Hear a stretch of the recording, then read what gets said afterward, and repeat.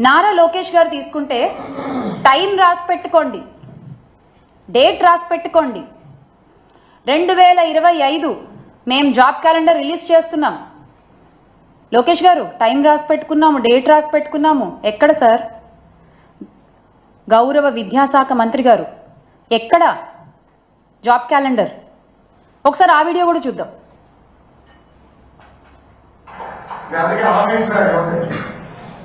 Telugu Desam party అధికారంలోకి వచ్చిన మొదటి సంవత్సరం అంటే 2025 జనవరి నాడు జాబ్ క్యాలెండర్ మేము ప్రకటిస్తాం.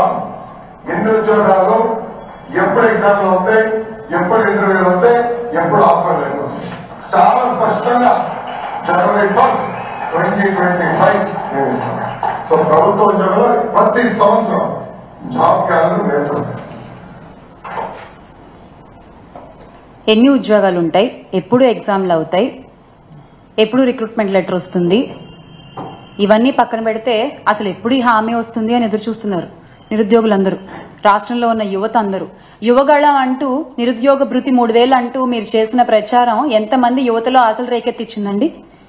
ఈ రోజున ఆశలన్నీ నీరుగారిపోతున్నాయి. అలాగే మహిళా సంక్షేమం గురించి మీరు చెప్పినటువంటి మాటలు అసలు 1 కాదు 2 కాదు. నిజంగా అంటే ఇన్ని మాటలు చెప్పొచ్చా? ఇంతలా నమ్మించొచ్చా?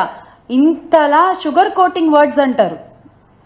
అలా చెప్పారు మీరు. అసలు నిజంగా ఏం చెప్పారండి? స్వయం సహాయక సంఘాలకు వడ్డీ లేని రుణాలు 3 లక్షల నుండి 10 లక్షల వరకు పెంచుతాము అని చెప్పారు. అది లేదు.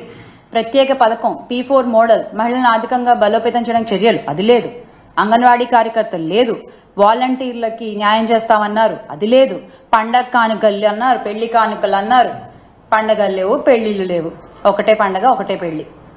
ఇచ్చిన హామీలు ఎగ్గొట్టేయడం, అంతే కదా?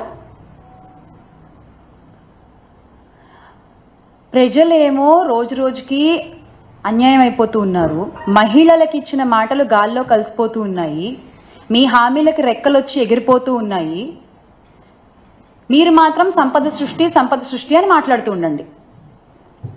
ఇన్నాళ్ళు సంపద సృష్టి అంటే రాష్ట్రానికి ఏమో అనుకుని పొరబడ్డాం మేము. కాదు, సంపద సృష్టి అంటే మీకు అన్న విషయం మాకు మొన్న తెలిసింది. Congratulations on being the richest CM గౌరవ ముఖ్యమంత్రి చంద్రబాబు నాయుడు గారు.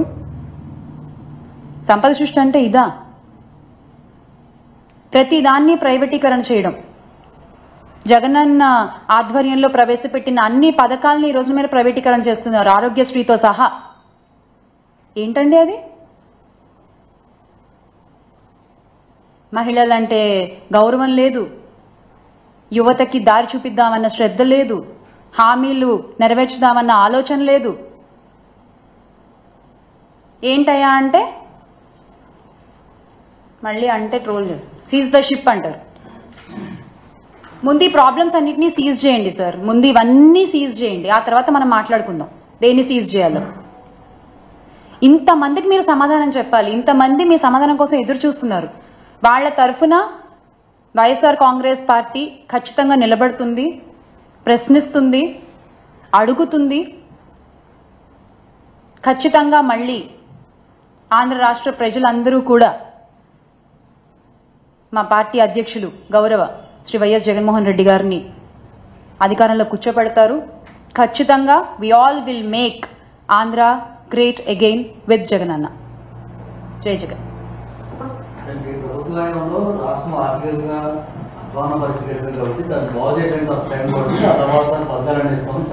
ఆర్థికంగా అధ్వాన పరిస్థితికి ఎలా వెళ్ళిందంటారండి? వాళ్ళు చేసినటువంటి తప్పుడు ప్రచారాలు కదా. శ్రీలంక అయిపోతోంది, ఆర్థిక సంక్షోభం వచ్చేస్తోంది అంటే ఇప్పుడు వీళ్ళు ఇచ్చిన మొత్తం హామీల లెక్క చూస్తే 74,284 కోట్లు ఒక సంవత్సరానికి కావాలి. ఎక్కడి నుంచి తెస్తారండి? ఏమనంటే కేంద్రం నిధులు ఇస్తే మేము చేస్తాము అంటారు. హామీలేమో ఇచ్చేది ఏపీలో, నిధులు మాత్రం మీకు కేంద్రం నుంచి కావాలా? అప్పుడు హామీలు ఏపీలో ఎందుకు ఇచ్చారు?